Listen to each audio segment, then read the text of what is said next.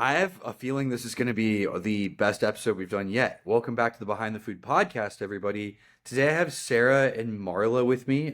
They are the founders of Moxie Foods. Um, why don't you guys go ahead and tell the audience like why you start? Well, I'm curious why you started the brand, but also like what is it? Since I will probably butcher it if I tried to tell them what it is. Yeah, no worries. So I'll jump in. So Moxie Food Co., we are a spices and seasonings company, but really we're trying to make dinner easier, get it easier for people to get a meal on the table that tastes good, that's not takeout, that's not out of a can, but still keep their sanity. And so we were really founded on the premise, from a brand perspective of trying to solve that problem, right? We are working people. At the end of the day, we don't want to eat garbage. We want to eat good food, but we don't have 3 hours to get a meal on the table. And we know that we're not the only ones that feel this way. There are other people out there, love food, love to eat. Maybe they don't know what to cook. They don't have a whole lot of time. So the idea is that our blends are already put together. We've done the hard work for you. You just pick the ingredients, shake on some Moxie, and you're off to the races. So Yeah, That not just only to me, sounds really cool, but I had a guy on literally last week, who has like a chopped onion brand. So like they started just the same thing as like the garlic in the container. It's like chopped onions in the container. He's in New York too. You guys should get to know each other, we but it's should like talk. the same concept. And I've been fascinated recently by the idea that more and more people are trying to make like cooking at home easier because I cook at home a lot. Probably way more than the average person. I wrecked my caraway pots and pans. Sorry, caraway. I destroyed them recently. I moved to stainless steel because supposedly it won't be destroyed. Um, but my point is, like, I slowly started struggling. Like, me and Megan would talk about dinner, and we are like, I don't know, man. Like, are That's we gonna exactly season it. it again? Are we gonna like come up with like the recipe, do the thing? It's hard, and well, eventually, it's like you're living in like Groundhog Day. You're like, make it stop. yeah. Well, and And there's a trend of like everything, when you see things on social media or Instagram, everything's perfect and it's beautifully lit and you pick this from your garden and all this nonsense, and that's not how normal people live. And we also just wanted to give like inspiration, but also remove that guilt and like show ourselves and our lives and like we don't have it together. We're figuring it out. We're in the same boat with you. And let's have a little fun instead of just having it be a chore because we all have to do it, right? We all have to feed ourselves. one of the easiest videos for me to shoot was what I call Zoom call chicken. And it was, I had a full calendar. I had like a 15-minute window where I'm like, I gotta get something in the oven now so that at 5 o'clock we're not eating pretzels for dinner. And so I just boom popped on the camera, Zoom call chicken. We're gonna put this together, put in the oven, let the oven do the work. And then I literally had to get back into my block of calls. And I said to Marla, I was like, if I have this problem, if I'm like thinking ahead like this, and somebody else does too. So we were like, put the video up, let people see like this is real. We're real. So And yeah. a lot of the videos we shoot, it's as we're actually cooking dinner. Like we're not, Yeah. we'll Yeah. get together and shoot like once a month with each other, just like some fun ideas. But most of the time, it's like I'm making this and I bet I'm going to take some photos, I'm going to take some quick video, and then we're going to share it. So we're not like overly edited because we want to show like we're making dinner and we're shooting this content and it's taking us an hour, 45 minutes tops. And I know you guys talk to a lot of founders, and a lot of it is like the founder origin story. So like, why did the person want to do that? And if I can like speak to that, I was between roles. I grew up in my career VC backed CPG brands. I work mostly in the pet industry. And so I kind of grew up in the pet industry, but I was one of the early adopters of Amazon. Like back in the time where people were afraid to put their credit card online. Okay, that's the dinosaur that Wait, so Sarah you're is. saying that you Yeah. started the movement that then led to my wife having like 17 packages outside my door You're welcome. every You're day? welcome.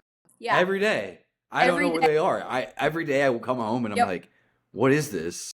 Yeah, And it's Jimmy, I something built that my I didn't know I career needed. on your wife's Amazon addiction. Accurate. Accurate. Yes. But no, and so for me, like, and I won't go into like granular detail, but like back then it was I saw like, oh, there's something with this Amazon thing. I think it's going to be big. And even internally, even like with VCs, there was this like, oh, don't invest in that. It's not going to take off. And this is like 2013, 2014 timeframe. So, but I really just had a hunch. I'm like, I know this is going to be a thing. So I was in, pet brands, but also tinkering with Amazon, both on the retail side and then on the ad side. Well, long story longer, Amazon did become a thing, and I figured out how to do it in a way and be successful and be profitable, which is a big deal. And so other brands started coming to me and asking me for advice. How do we build up an e-com team? Where do we invest? Is it just Amazon, or is it Walmart? Is it Thrive Market? What does that look like? And so that's where I expanded out into other categories. Okay, so now I'm between roles. Fast forward to 2 years ago, I'm between roles. I had this moment of reflection of like, I have spent my whole career making money for other people. And I know what it takes to grow a brand from nothing. And if I have all the time in the world right now, why not? Why not? Let me just shoot my shot and see if this goes anywhere. And so then my love for food, I'm food motivated like my dog. So I took my love for food and I'm like, what are the things that I like? I know other people out there are like that too. Dude, that's such a common origin story though, is like that last thing that you said, where it's like, I know I like it. I feel like there's other people out there like me. Doesn't seem to exist. Like that in and of itself is, I think, like the beginning of like at least half the consumer products we see. At least the successful ones and the ones where like it has like a genuine like background.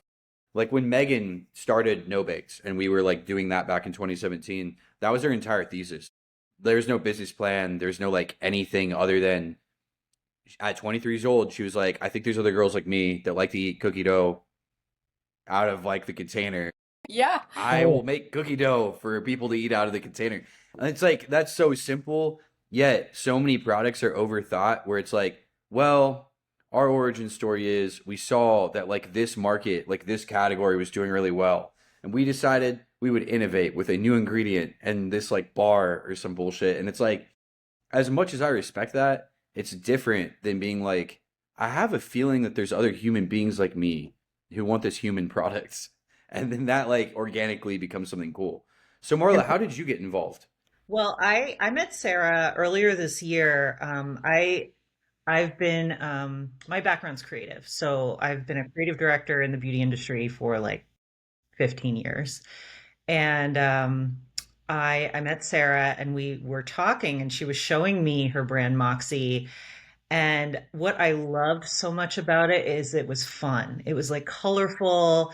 It was a bit sassy. It was more realistic, where when you go into the spice aisle, it's either like Martha Stewart perfection, which there's a time and a place, love that, or it's weirdly masculine, which is bizarre. It's just like steak. We're gonna like make steak and we're putting pepper on our steak. And I'm like, I never thought about it. I'm like, this is wild.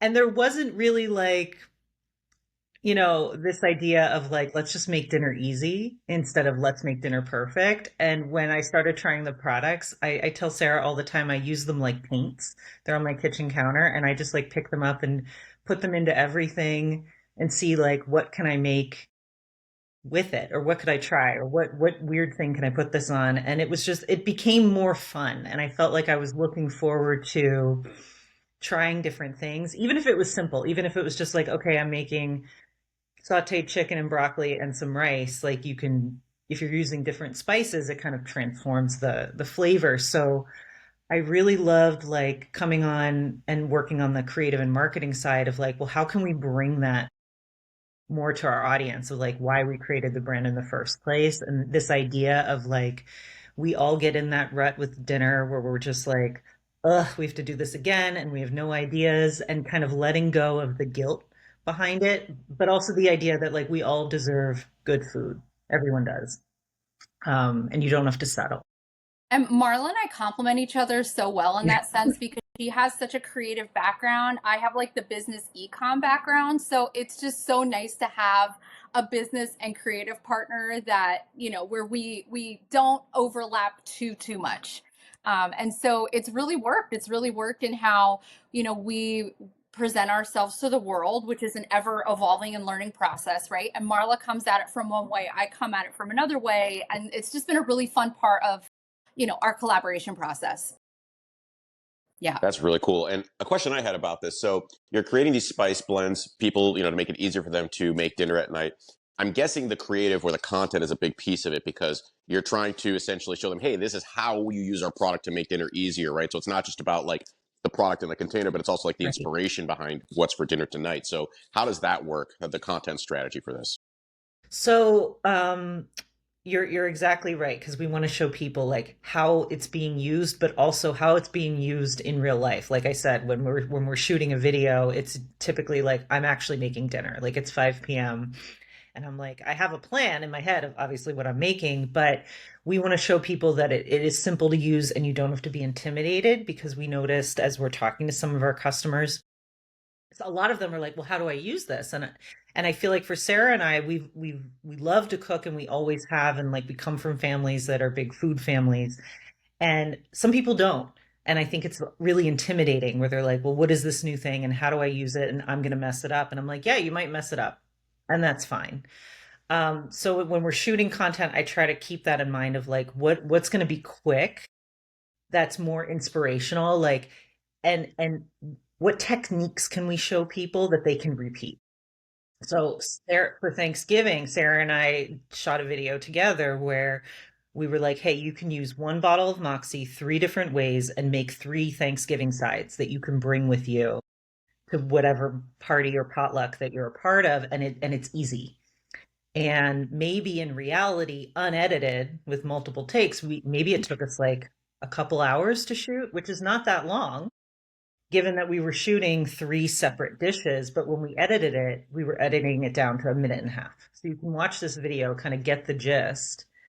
And if you want more information, we have the caption with the direction.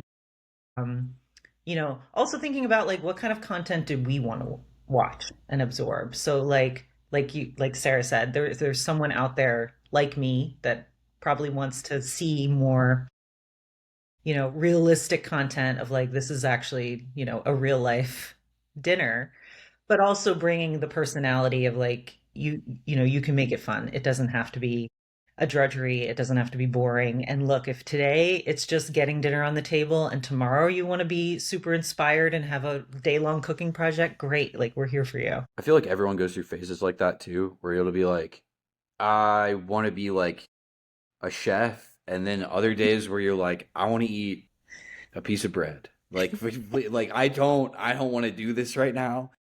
I go through like seasons of that shit where like Daniel knows this because we both are weird about like food and we both love to cook. And I had a moment in time. It was probably like a year and a half ago, maybe like 2 years ago, where I was just like obsessed with baking cookies. Don't know why. Okay. And eventually I like nailed down like almost the entire crumble menu. Like I can make them in my house. And I was like, I can make these cookies, and I don't know why I was doing it. I would spend like an hour and a half making cookies. There was a co-packing client we had at the time that was having me make like these like gourmet cookies. Because we used to have a plant, and I was like, okay, well, after I made like these 2 cookies for them, I was like, I can make other ones. Yeah. I'm good at making cookies. I was like, I could do R&D. And then it was just like this like rabbit hole of like, oh, I'm gonna cook or bake rather, like all the time. Mhm. And then I tried to bake bread and I failed. And then Oh, I was bread is like, hard. Don't yeah, do bread. Bread's an fuck ego bread, check, dude. Jimmy. Don't I don't do bread. it's it bread fucked me up real Yeah. bad. And I'm competitive. So like my brother bakes bread.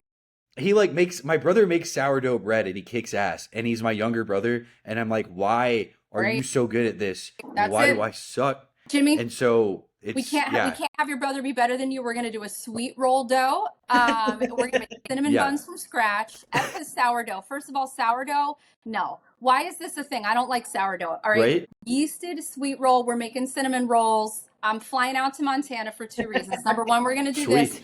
Number two, you said the crumble cookies. So my day job office is in Manhattan, and I wanted to have some cookies sent to the office. $80 for a dozen cookies.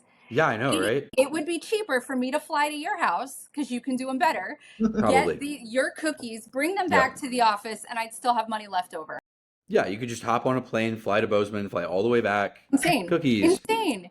Yeah, So see, I yeah, was obsessed cookies. with them. It's the place. It's the place to be. But sourdough, no, we're over Thank you. sourdough. You're making me feel a lot better about myself. And I again like I think the reason I'm pointing that out is like everyone has moments, right, Marlo, where they do want to like, you want to do the thing. Like, I'm going to be like using these spices like paint and we're going to make a beautiful meal. And then you have other days where you're like, after my hangover from that was like, I just didn't want to cook. I was like, I don't want Yeah. to cook anymore. Yeah. Yeah. Oh, And that sometimes I'm just happens. putting like our Mediterranean and some cottage cheese, and I'm like, we're done. That's like, well, Okay. And now I but have you're to try Speaking right. of that. which, now I'm curious because you mentioned Mediterranean. Like, what are the flavor profiles you've got in this lineup? Like, what are the skews here? Yeah. Oh, Yeah. So how I did you have guys them. change I it have to them be right like here. less? Yeah. Ooh, Show and tell. nice. So, I don't know if they're going to show up, but I have our flavor bomb, which is our kind of like hero skew, and it's like your all in one. So it's salt, pepper, onion powder, garlic powder, and it's like what you use. For me, it's what I use in everything. So it's nice to have one bottle and you're done. Our Mediterranean is one of my favorites where it's a little bit different than like your typical Italian seasoning. It has the orange peel and the chili peppers. So it tastes a bit different and everything's like smells really fresh, even when you just open the bottle. That and it adds to your food. So you really taste it when you're cooking it. But what are some of our others? We So have garlic and chive is my oh, go-to. garlic chive. I put that in my coffee if it Yeah. wasn't weird. But so the garlic and chive is my go-to, and that is phenomenal when you're grilling meat as like a nice like crust with your sea salt. Put it on potatoes, vegetables. I put it in pasta sauce. I put it in gravies, and it's super punchy because it has dehydrated garlic, and so it really retains that strong flavor. It's amazing. And then we also have a taco seasoning, a Cajun seasoning, and a smoky maple barbecue. And then we have two salts. We have a hickory salt, which we wanted to call bacon salt, but our co-man was like, you might get, because there's no bacon in it. It's just a hickory smoke, but it has this really nice, like bacony, smoky flavor. And then we have a sriracha sea salt as well. So yeah, so it's a small line. We're really, focused on making this set of skews work, and then we're going to expand the line out from there. Yeah, spice is a fascinating category because you just Yeah. said like it's not a lot of skews, and I'm like, but it is a lot of skews. Yeah. Technically, I mean, if you were like an ice cream brand, I'd be like, holy moly, like a startup. And then like, I guess yeah, you do have to expand out because if you go to the aisle and like look at McCormick, it's like you guys have 85,000 SKUs. Yeah. Someone's buying them, I guess. I like that you guys kept it simple though, and I like that you're keeping it simple in the sense that it's like you're not telling me like, hey, this is like a spice. Instead, you're like, this is a use case. Like this is the thing. Like this is a Yeah. flavor bomb. Throw it on your chicken. Congratulations. It won't taste bad anymore. All right. And Um, so, question, I mean, how many times have you bought some sort of spice or a blend? It sits in the cabinet and you're then, 3 months later, you're like, what the hell did I buy this for? So we got consistently. you. We got you. We put QR codes on the side of every bottle that we make. And so when you scan those, it takes you to our website with a repository of recipes. And these recipes are our recipes, our family recipes. They are from our community.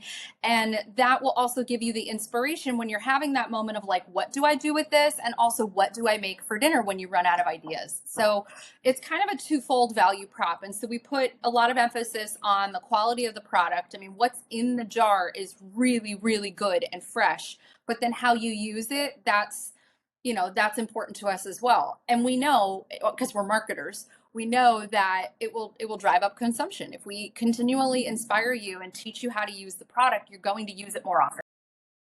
Absolutely. And I think everyone says it, but you guys really live it that every brand is a content brand now, whether you like it or not. And that's just the reality of it.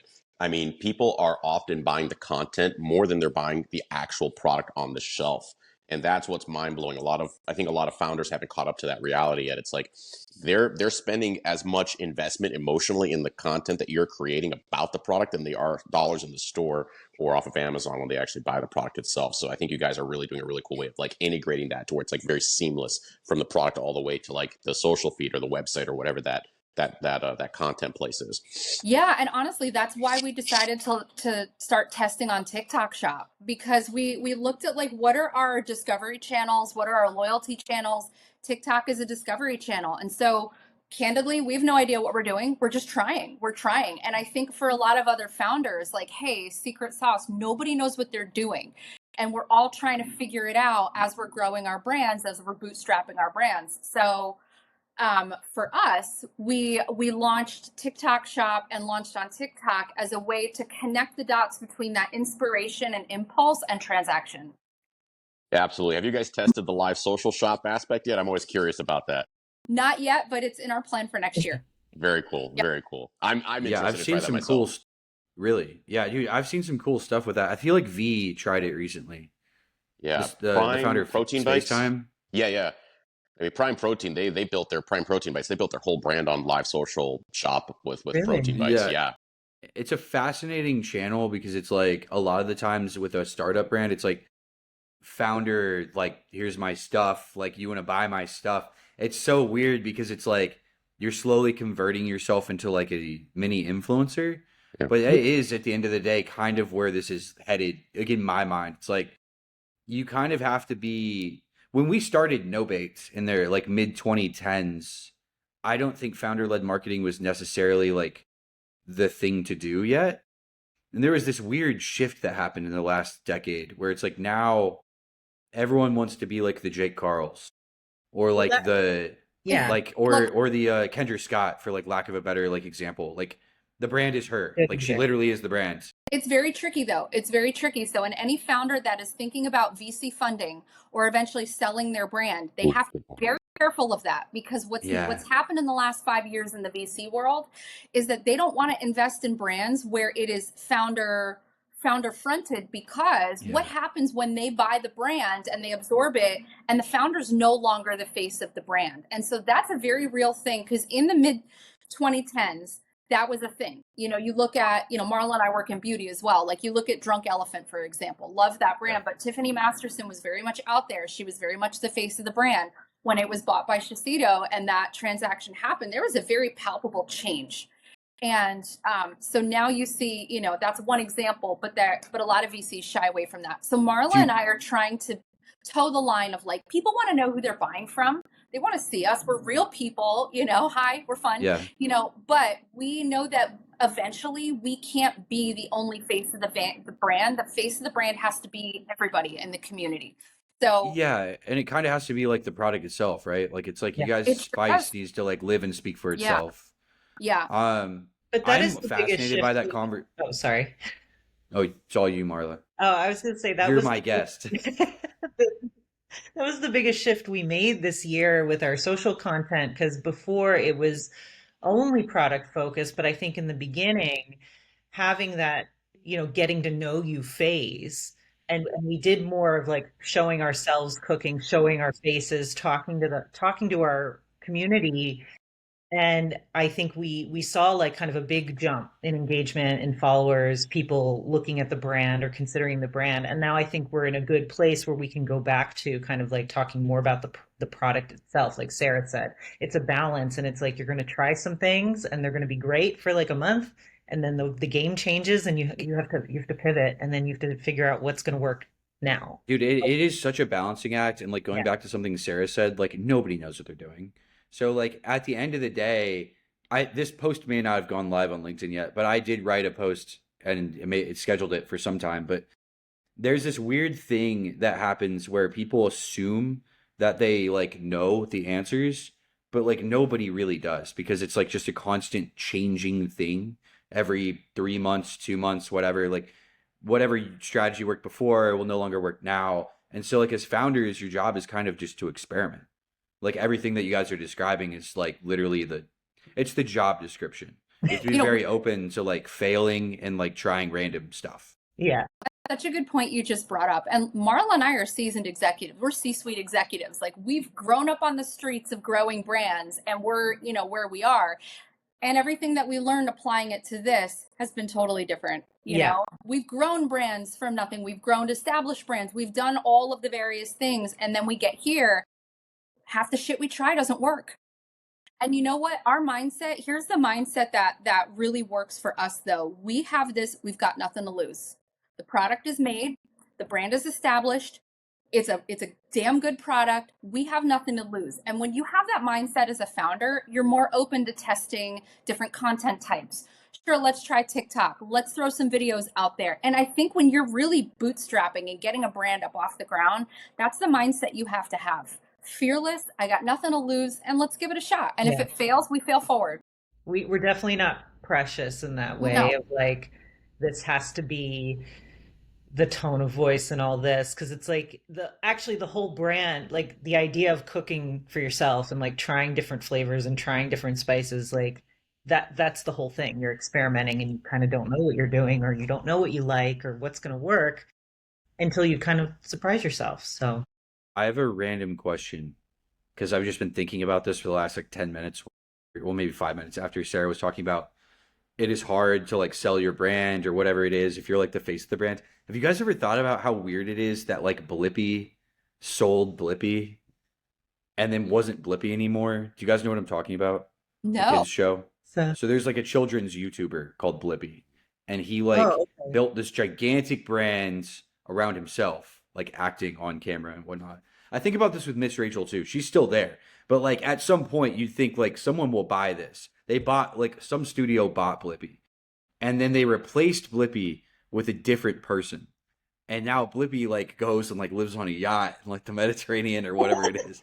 Because like you Original just Blippi handed me Had a the glow up. show. yeah, you just handed me the bag, so now I'm gonna go like be, and I'm fascinated by like that level of influencer where it's like a lot of people have grown like Mr. Beast is a really big example, but it's Oh, like yeah. Jimmy grew that brand into like this giant thing, but it really is just him.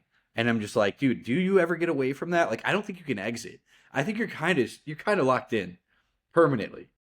And like if you do choose to grow in that direction, to your point, Sarah, it's like, are people going to invest it? Like maybe, but like I think the exit strategy probably has to be very different, Yeah. right? Yeah. You have to have an idea of what you'd be open to with your exit strategy so you know where you're building towards. And I think in the beginning, a lot of founders are just, I'm passionate about what I do. Yes, maybe one day I'll sell it, but I just, I'm in the moment. But there's certain marketing choices that once you start and if you continue them, will impact what you can do in the future. And that's all I'm saying. In the beginning, you got to do whatever you can to grow the brand. And if that means that you have to get on camera and make videos and do that, then do that. You can always pivot in the future. But if you know one day that you're going to want to be sold, you just need to be mindful of what's important to investors, and that will change. I mean, what I just said could be irrelevant in a year. It's fair. That's You true. know? What we all say could be irrelevant next Yeah, month. that's true. My background in Amazon has taught me that. That's why there's no college courses on Amazon, because the second the curriculum's written, it's already wrong. Yeah, and I mean the people that play in the marketplace space, I'm always fascinated by because there were people that got like very, very wealthy doing like Amazon aggregation, and there's just a completely flip of the playbook by now versus when they probably like built and sold their business, which is like like late 20 teens or whatever it was. But yeah, it is weird how like the playbook consistently changed. Everything that we say as advice is mostly like it's meant to be like interpreted, Yeah. kind of like in a document later. But I think it's Cool. important to also like keep in mind, like, and like it is this balancing act of like, okay, here's the big picture, here's where we want to go, here's our dreams and everything. But at the same time, like in everything we do, what was that initial spark, and holding on to that. And because I think that's what our customer is going to resonate. That's what's going to resonate with them, like that initial spark of like, why did we do this to begin with? So I have a question for both of you guys, and mostly for you, Sarah. So like when you were in between roles, which is code for yourself, like unemployed, like Yeah, stop it. yep. I'm in I between was roles. laid off. I put myself So on the you layoff were list. you were and you had like been working clearly in like a bunch of different like roles across like startups. Mhm. You'd seen it happen before. But like describe to me like what was different when you were doing it for yourself? When you said to yourself like I have an idea for this brand, like before you had the co-packer, before you had like really done much, like what were the first things you did? Because like I think a lot of people who listen to this podcast and also people that like think about starting businesses, they have this moment where they're like that's a good idea and then it just doesn't materialize. So like do you remember how it felt or like what the first steps were that you took toward like we're going to make this thing real, like a Yes. real thing? Yeah, it's such a great question. I had the spark that a lot of founders had of like, I'm a food snob, I love to eat, is there something here, right? The first thing I did was I researched the category on Amazon. I had access to technology that gave me a back end view of sales for this category, what people were searching for, what was selling, who the players were, how much they were spending on ads to grow their business. Because I also did my own study of the category. I did find it was a very masculine, visually very masculine category. Meanwhile, 70% of the groceries being bought in center aisle are by women. So I was like, there's a gap here. I looked at demand on Amazon, specifically on Amazon, because that's what I had access to at the time. And there was demand. There was big time demand here. And then I looked at what are some of the best selling SKUs on Amazon right now, and then looked at, okay, so let's use this directionally. Take what I know is a great idea and what I have passion for, directionally looking at what is the market demanding right now, and see where those two things converge. And they did in the products that we ended up launching with. So that was honestly, I did my research. I did my research because I had the emotional spark, but I needed the rational validation, the data to go, yep, there's something here. So Okay, that's what once you had the data though, when did you go seek out like a co-man first? Like what was it that you yes. decided to do? Like Yeah. someone like yourself who's experienced. Yeah. So I had no idea how to get a brand up off the ground. I had no idea what I was doing. I had always come into the brands I work for after it was already established. So there's an aspect of you have to file paperwork. You got to name it. And then you need to find out, am I going to bottle this myself and buy the raw materials and turn my house into a spice factory? Or am I going to find a co-man that can do this for me? And then when I have the product made, where am I going to store it? Or how is it going to be shipped? And so yes, then those next steps were the paperwork, the process, but then finding a partner. And we were lucky to find an amazing partner that had very low minimums, which was important for us. I'm not making 10,000 bottles of taco spice and spending $70,000 on that. No fucking way. So not going to happen. So it was like, where can we take, this is the startup cash we have. These are the products we want to make. Who can help us with that? And then where are the sales channels? Because then I'm like, once it's made, where's it going? And so we ended up moving. We kept some of our inventory there, which was great. They had pretty competitive storage fees. So we kept some there, and then we sent the rest to Amazon, and Amazon actually fulfills our Shopify. So we use MCF, That's multi-channel epic. fulfillment. So our TikTok and our Shopify is fulfilled by Amazon 2-day or 3-day shipping. Everyone just take notes about that because that right there is like that's yeah, such that's a masterclass. That's a fucking slam dunk. I didn't want to manage inventory in multiple places, and I didn't want to move it many times. And founders will understand when you start moving things and managing things, you're paying for it. I don't want to do that. I don't want to deal with that. So our co-man had storage capabilities. I kept half of it there. I moved it once to Amazon, and Amazon's freight rates are phenomenal. And so they moved, hundreds, maybe a few thousand units for only a few $100s. And what they then did is they cross-docked it across the country. So everywhere in the country on Shopify and on Amazon and on TikTok Shop, we have 2 or 3-day prime shipping. So, and in some cases, same day. If I'm running out of something, I will order my own product on Amazon. I can get it in the same day. So it's pretty great. And so we've worked that pricing structure into our business model, and it works. And it's easy for us because we're 2 people, and some things need to be easy. Yeah. Some things do. And a There's lot of enough ecom heart. founders get that really, really wrong in the beginning. And then they end up running into a spot. Usually it depends on their AOV, like what your business is. So everyone take my numbers with a grain of salt, but somewhere between like 1 and 2 million in sales a year, like online, people will run into this place, which Daniel watched me run into during the pandemic, where you outgrow where you're doing this like fulfillment nonsense. Mm-hmm. And for us, like at No Baked during the pandemic, we decided to make our product. We were already making it because we were a restaurant company, but make the product, package it, put it in boxes, ship it to people via like Amazon, Shopify, whatever. But I had converted a scoop shop into that, and then I moved into the kitchen where I met Daniel, which was like a shared space, which was like a little bigger. And I quickly overwhelmed the shared space and everybody working there because I had a Yeah. staff of like 30 people. And we were like, I mean, we were actually like doing a really good job of doing it cost effectively, but it was what I spent all my time on. And then there Mhm. was one point which we were like 2,000 orders behind shipping. Like we had 2,000 outstanding orders, which was like, I mean, we technically could get it done in like a week, but it was like we're like 7, 8 days behind. And we're like, this is not going to work. What do we do? And when you're there, it is so much harder to fix than when you are in the very beginning. Yeah. The very beginning, if you like set up to be there at one point, it's not that expensive or complicated to just start with the like right 3PL or the right like logistics setup. But so many people are like, we'll figure it out later. And Yeah. then But it's you, not great. what you just described was my biggest fear. Now, when we started, we had 0 orders, so we didn't have the problem that you did. But Yeah. I was like, if I end up doing this out of my house, right? Well, what is going to happen if one day I get 50 orders in, but my son's got a soccer game, or I got to go here, or I'm busy, or I'm not even here, I'm traveling, or and so I was like, this is one area you can't screw up the customer experience. I can't screw that up. So maybe I'm going to invest a little bit more in getting the logistics and the product storage and all that right. So that's firing 100% at the expense of, all right, so maybe I have a little less marketing budget out of the gate. I got to bootstrap that. But it was like I needed the systems to be in place and scalable. That was the other thing, because we had aspirations to not sell 0 bottles. We wanted to sell thousands. It has to be scalable.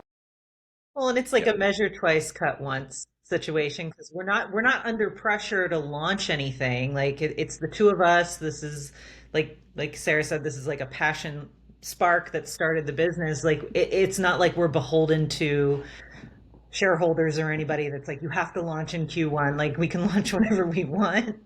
That's a good point. So are Yeah. you guys bootstrapping this whole thing so far? Yeah. Yeah. Like everything's bootstrapped. That's Yeah. amazing. Let's go. And that's the challenge though. Like if Yeah. somebody, if Jimmy, if you and Daniel were to ask us, what is your biggest challenge right now? Our biggest challenge right now is that we're bootstrapping this Yep. thing. So every dollar is We both scrutinized. relate to that in Yeah. a deep. I relate to that so deeply, and it sucks. I've been doing this since I was 23, so like a little different than you guys. Like it's been my whole life, like the Mhm. whole thing. And when you start with like just a shit ton of college debt and no money, and then you somehow by some miracle, like we raised money in 2021, small little crowdfunding round. So I won't like sit here and claim I never got any resources, but um the journey has been so interesting because you consistently run into like barriers of like, well, like I want to spend money on this new purchase order, but like I need money to like pay my rent at like my Yeah. house. Yeah. Like Yes. it's like Yes. Yeah. really it's a really weird dichotomy. I know Daniel feels Yeah. this Oh deeply. yeah. Yeah. He'll be like, I'm gonna buy a new food truck, Jimmy. I'm like, that's probably Not I a mean, that's good. probably good, but like probably not. And then 2 months later, Daniel will be like, "Fuck, I can't pay my rent." I'm like, "Cause you Well, you're spent living in the $30,000." Yeah. Living in the food truck. Yep. Um, Yeah.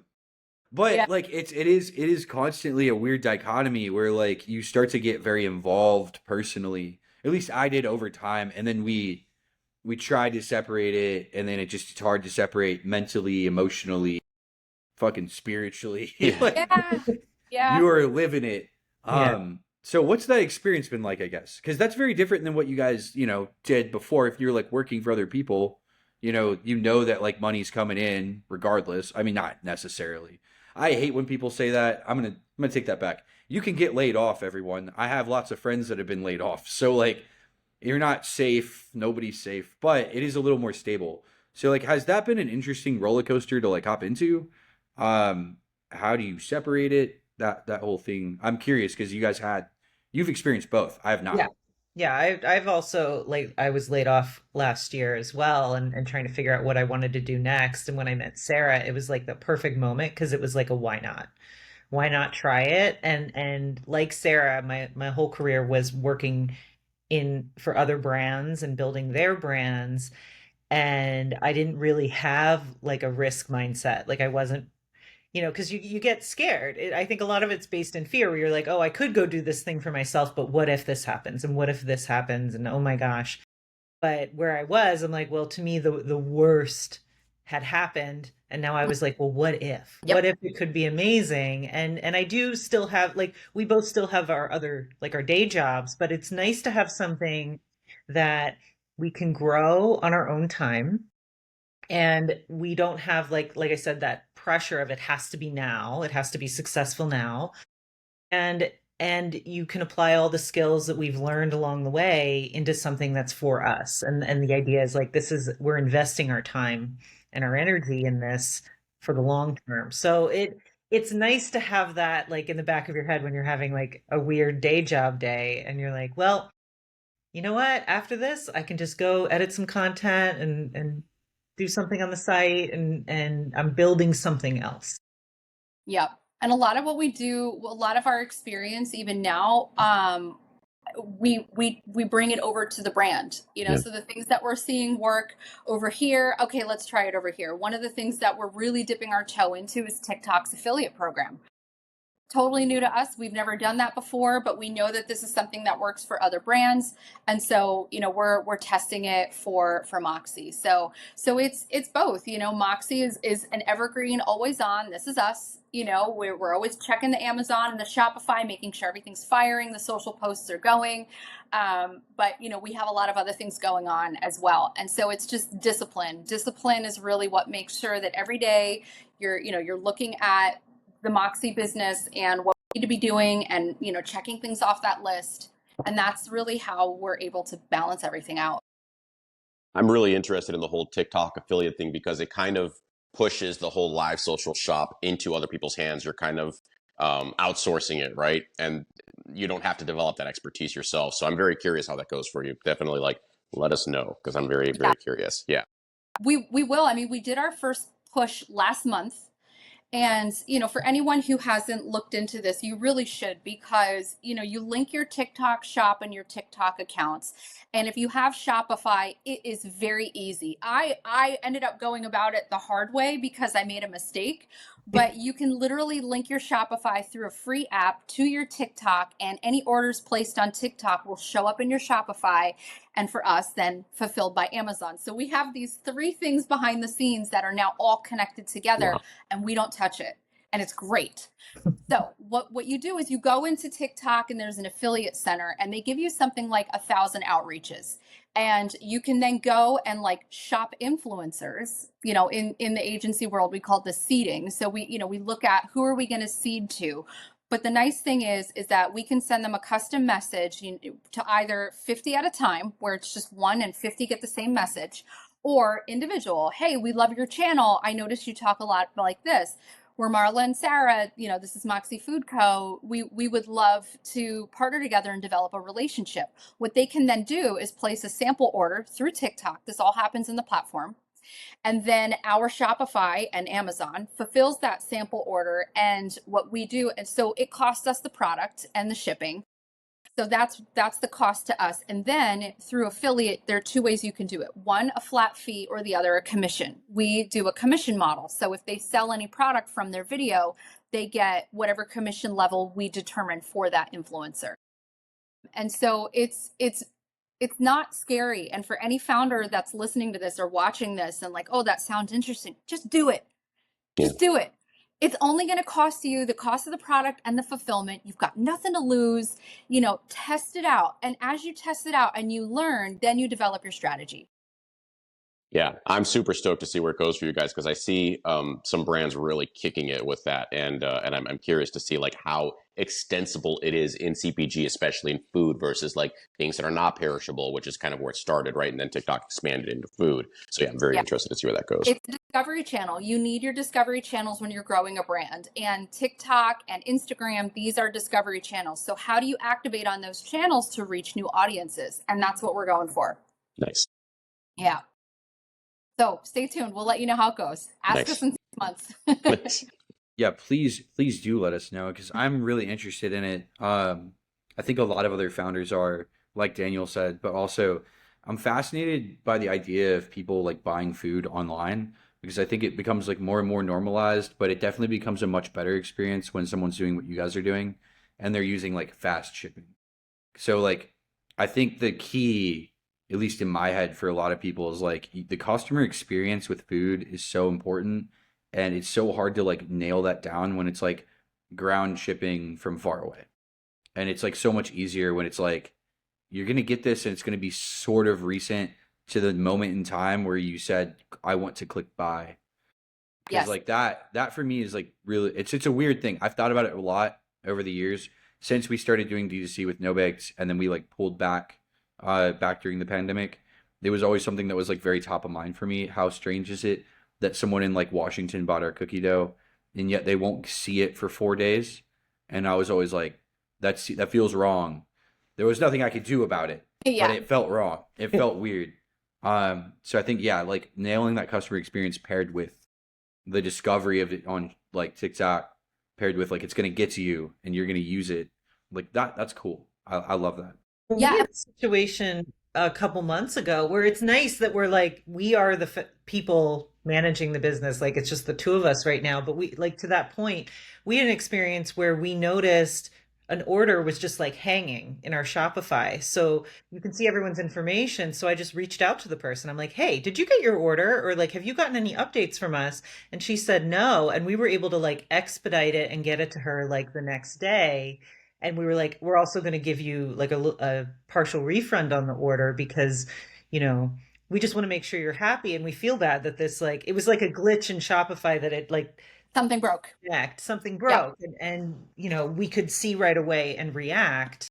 Where that's why someone would buy from us versus like you can go get a taco seasoning in your grocery store. It's not going to be very good, but like with us, you get like that hand holding. Like, do you have a question? You could just email us. You could, if you DM us, we're the ones It's responding us. to you. Yeah. Yeah. Yeah. So We're do real you guys people. ever have a do you guys have a plan to go into retail now that you're mentioning that? Is that like in the roadmap for y'all? Yeah, so we locally in the Hudson Valley, New York area, we have expanded into some local grocers and retailers. And so we're testing that out both in the gifting channel and then also in the grocery channel. And yeah, we would definitely love to expand our physical footprint with the product as well, because we know that's also another place where people look for newness and like to discover new products. So yes, we have aspirations to that. Right now, we're still leaning very heavily on the digital channels. It was the lowest barrier to entry for us. I feel So like with your guys' product, it's like a no-brainer that like it would be D2C, it would be digital first.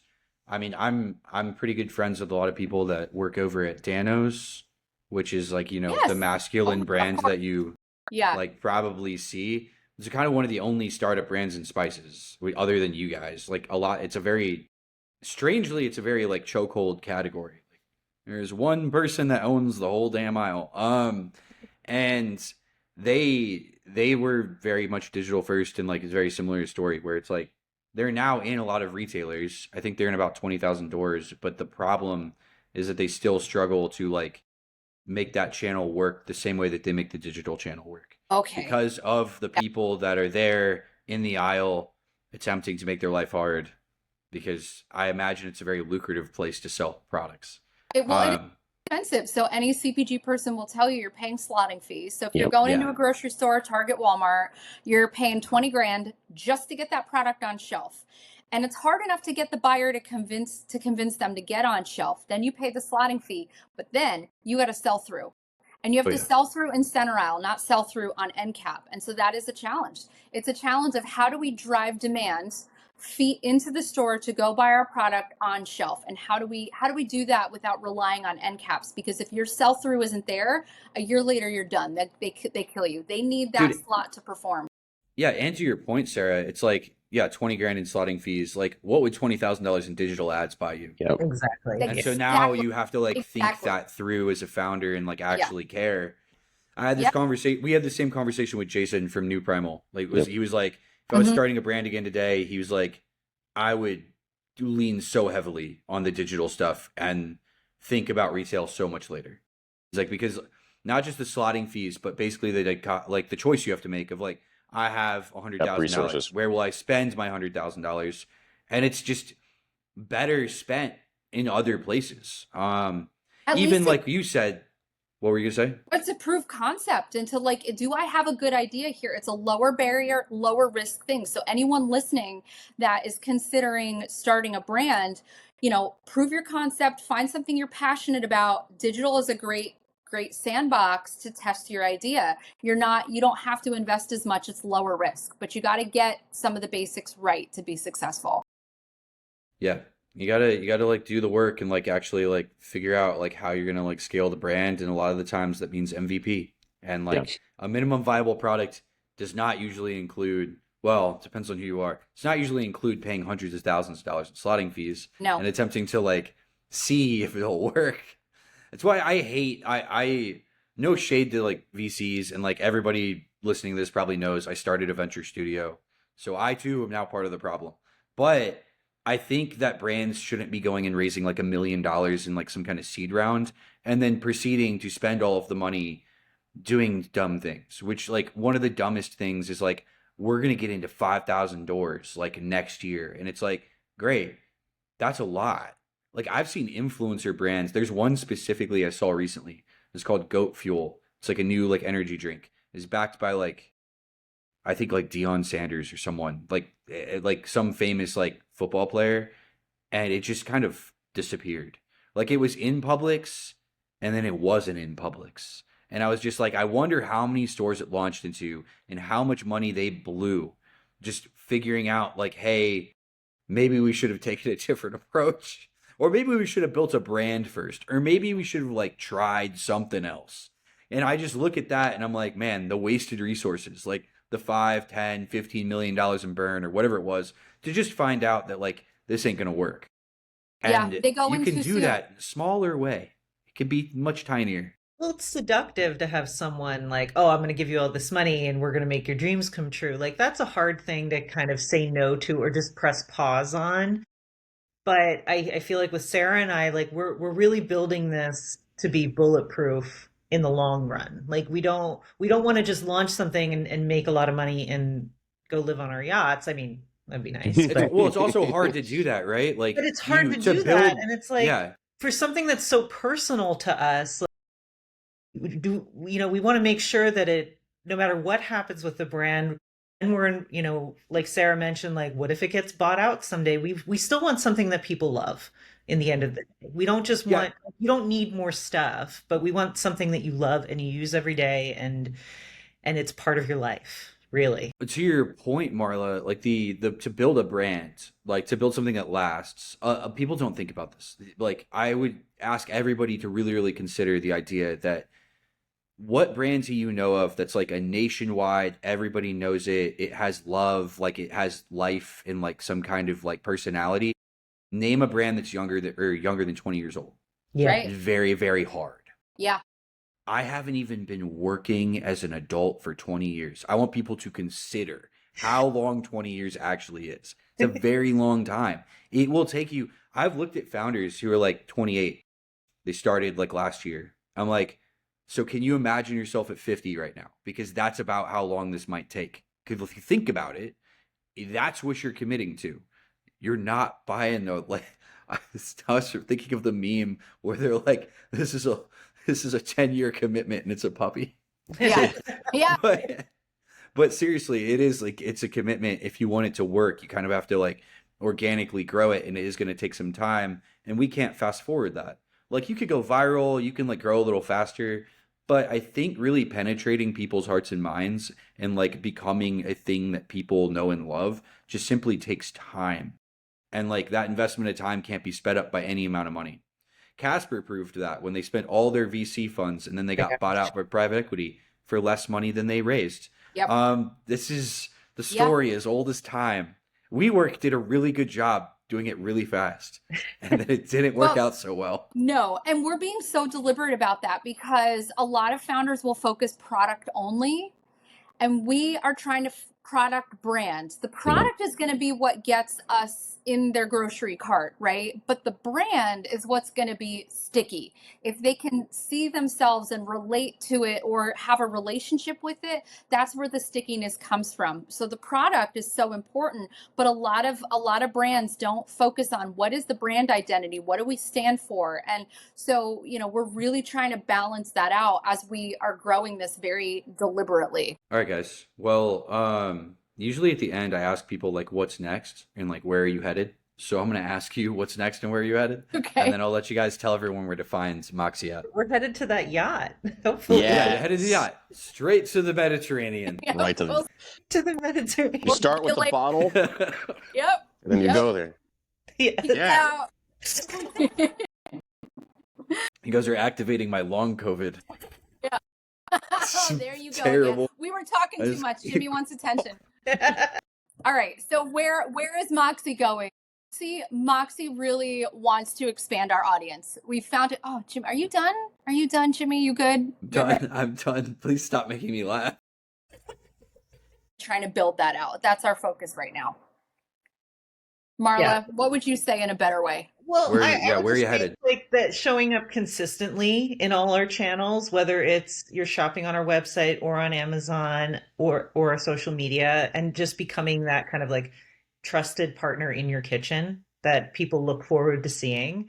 Like Sarah and I really do have so much fun doing this. We have a lot of fun together, and we want to bring that to other people. So I feel like getting we've been ramping up and kind of building our audience and our community, and I think it's just like where can we go next year? So I think like tactically we're going to be focusing more in like digital marketing channels and trying to get out to a broader audience. But in terms of the brand, just making sure that we're providing like whatever that brand proposition, that initial spark, it comes through in everything from the product to Yeah. the emails that you get to the social media content. Awesome. And where can they find your product? Where Yes. can we find it? You can find us on Amazon and moxiefoodco.com and also on our TikTok shop. Very cool. Very Amazing. What are your guys' social media handles? Like for Moxie? Is Yes, it let just me at Moxie get those Food, out, eat 'cause Moxie Food, try Moxie Food? Forget. Yeah. yeah. Well, like sometimes when you do these like Instagram handles, I feel like you have to add in so many cool. Mhm. Go Moxie Thanks. Food, try. Go Moxie Food, try spice. But on Instagram, we're the Moxie Food Co., all one word. And TikTok, I believe it is the Moxie Food Co., but every word's separated by a period. Yeah. Gotcha. Somebody Very else cool. had Moxie Food on Instagram and we tried to go after them and then we're like, fuck it, we'll just start a new channel. You just got to start a new one. I Yeah. have dealt with that before, and it doesn't really work out ever. Yeah. People even- just like, it's like a dead account. Like you're like, can I have it? Yeah. They're just not there. I had someone at Meta too. I went in, because I go right to Backdoor. Yeah. Oh yeah, come on. I'm Yeah, not still I'm not didn't work. Go one way, right? So Sarah we went doesn't after stick them, around. and that was like senior at Meta, account manager at Meta, and then we're like, this is stupid. Who cares? We'll just make a new one and direct just gotta people make a new there. one. Nobody There you cares. go. You Love gotta it. make a new one. And Meta's hard to deal with, dude. Megan was shadow banned for a while. I can't remember what she did. She did something where she was being political again, as usual. And they shadow banned her. Like she wasn't allowed to comment. But like she was in like Meta jail. Like she couldn't Yeah. comment on posts. Yep. And we asked our friends. We were like, "Well, how long is she going to be in Meta jail?" They were like, "We're not sure." 3 They're weeks. like, you'd have to talk to someone at like the trust and safety team. We're not really sure. I have like 5 friends that work there. They all were just like, don't know, man. I was Yeah. like, that's fascinating that you don't know. But I guess like there's a very small group of people that know, and getting a hold of them is hard. So far, so good. Fingers crossed. But Yeah, you you guys won't DM get us, banned. it's going to be one of us responding. And if you want Love to that. share, we love hearing from people. We love, like, if you guys want to share your quick dinner recipes, like, we'll put it on the site. We'll try it. We're gonna make cinnamon. That's Cinnamon rolls. wait, yeah. We're gonna make cinnamon. We can't let your brother win. Wait, is there a Moxie spice I can use for cinnamon rolls? No, but we're No, gonna I do feel it. like that can't happen. We're gonna If do you it want anyway. to make savory ones, you could use the smoky maple barbecue and like cheddar Yeah, cheese dude. instead of frosting. I will make that. I'll make that. I'll post it. I'll tag you. I'll be like, Okay. I'm gonna go buy the spice right now. Awesome. That makes sense. That, you know what? I'm inspired. I'm gonna do that. All right, guys, I'm gonna wrap it up. This has Thank you been so a really much. good episode, actually. Yes. I'm pumped. You guys have good energy. This Thank you. is good. I like it. Sarah, Marla. You guys should go on more podcasts. I don't know where you're gonna do that at, but do it somewhere. We're Go gonna on do it from somebody's. our yacht. We're going on Yeah, a do it tour. from a your yacht. yacht. Gonna- Anybody who's Yeah. listening to this who has a podcast, please have them on. Justin, actually, shout out to Justin. If you haven't had them on strictly from nowhere, what the hell? What are you doing, dude? Once you have them on, you're in Long Island, they're in Hoboken in the Hudson Valley. You guys can all meet in the middle. Yes. Oh, It'll be fine. yeah. All right. Fun, and we bring the food. Yeah. They bring the We'll food. bring snacks for sure. All right, guys. This has been a great episode. I appreciate you. Please stay until the recording is over so it uploads and we don't lose it forever. Goodbye. Bye.